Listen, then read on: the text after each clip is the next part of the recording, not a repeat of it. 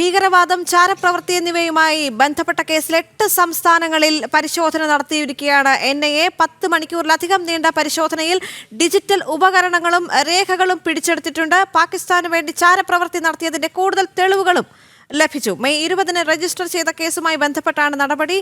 ഡൽഹി, മഹാരാഷ്ട്ര, ഹരിയാന, ഉത്തർപ്രദേശ്, രാജസ്ഥാൻ, അസം തുടങ്ങിയ സംസ്ഥാനങ്ങളിലാണ് പരിശോധന നടത്തിവരുന്നത്. ജിഷ്ണു കൃഷ്ണൻ ചേരുന്നു ഡൽഹിയിൽ നിന്നും. ജിഷ്ണു, ഈ പരിശോധനയുമായി ബന്ധപ്പെട്ട് കൂടുതൽ വിവരങ്ങൾ.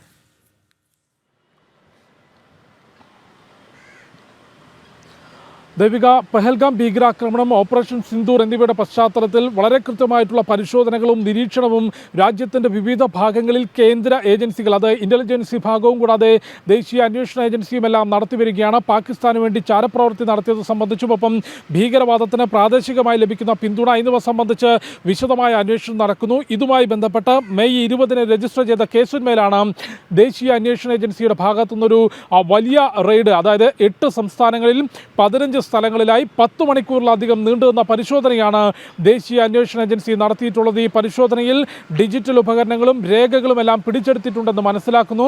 ആരെങ്കിലും കസ്റ്റഡിയിലെടുത്തിട്ടുണ്ടോ എന്നത് സംബന്ധിച്ചുള്ള വിശദമായ വിവരങ്ങൾ, ഔദ്യോഗികമായിട്ടുള്ള വിവരങ്ങൾ ദേശീയ അന്വേഷണ ഏജൻസിയുടെ ഭാഗത്ത് നിന്ന് ഇതുവരെയും ലഭ്യമായിട്ടില്ല. പക്ഷേ രാജ്യവിരുദ്ധ പ്രവർത്തനങ്ങളിൽ ഏർപ്പെട്ടതുമായി ബന്ധപ്പെടുത്തുന്ന ഡിജിറ്റൽ ഉപകരണങ്ങളും രേഖകളും എല്ലാം പിടിച്ചെടുത്തിട്ടുണ്ട്. കഴിഞ്ഞ ദിവസങ്ങളിൽ ഈ വിഷയവുമായി ബന്ധപ്പെട്ട നിരവധി പേരെ അറസ്റ്റ് ചെയ്തിരുന്നു. അതായത് രാജ്യത്ത് സിം കാർഡുകൾ ഉപയോഗിച്ചുകൊണ്ട് പാക് ഇൻ്റലിജൻസ് വിഭാഗവുമായി ആശയവിനിമയം നടത്തുകയും രാജ്യത്ത് കേന്ദ്ര സർക്കാർ സൈനിക സ്ഥാപനങ്ങളുടെ വിശദാംശങ്ങൾ, അവയുടെ സ്ഥലം, അതിൻ്റെ കപ്പാസിറ്റി എന്നിവ സംബന്ധിച്ച് പുറത്തുനിന്ന് ലഭ്യമാകുന്ന വിവരങ്ങൾ പാകിസ്ഥാൻ ചാരസംഘടനകൾക്കും അതുമായി ബന്ധപ്പെട്ട ഉദ്യോഗസ്ഥർക്കും എത്തിച്ചു നൽകി തുടങ്ങിയതുമായി ബന്ധപ്പെട്ട് വിവിധ പ്രദേശങ്ങളിൽ നിന്ന് ആളുകൾ അറസ്റ്റ് ചെയ്തിരുന്നു. അവരെ ചോദ്യം ചെയ്തതിൽ നിന്ന് ലഭിച്ച വിവരങ്ങളുടെ അടിസ്ഥാനത്തിലാണ് ഡൽഹി, ഹരിയാന, രാജസ്ഥാൻ, ഉത്തർപ്രദേശ്, അസം തുടങ്ങി 8 സംസ്ഥാനങ്ങളിൽ 15 ഇടങ്ങളിലായി 10 മണിക്കൂറിലധികം നീണ്ടുനിന്ന പരിശോധന NIA നടത്തിയിട്ടുള്ളത്. തീർച്ചയായും ഈ റെയ്ഡിൻ്റെ ഒരു പൂർണ്ണ വിവരങ്ങൾ, അതിൻ്റെ നടപടികൾ പൂർത്തിയാക്കിയതിന് ശേഷം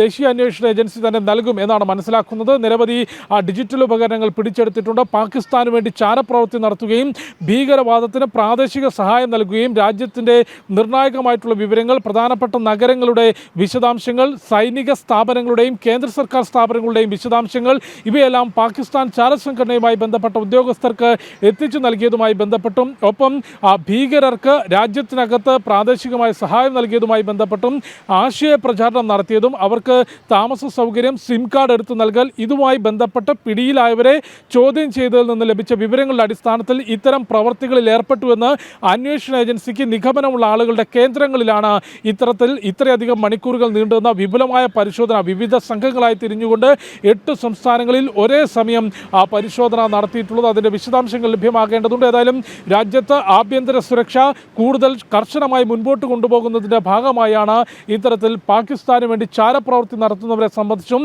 ഭീകരവാദത്തിന് പ്രാദേശികമായി സഹായം നൽകുന്നവരെ സംബന്ധിച്ചുമുള്ള വിശദമായ അന്വേഷണം കേന്ദ്ര ഏജൻസികളുടെ ഭാഗത്തുനിന്ന് മുൻപോട്ട് പോകുന്നത്. ദേവിക. ശരി ജിഷ്ണു.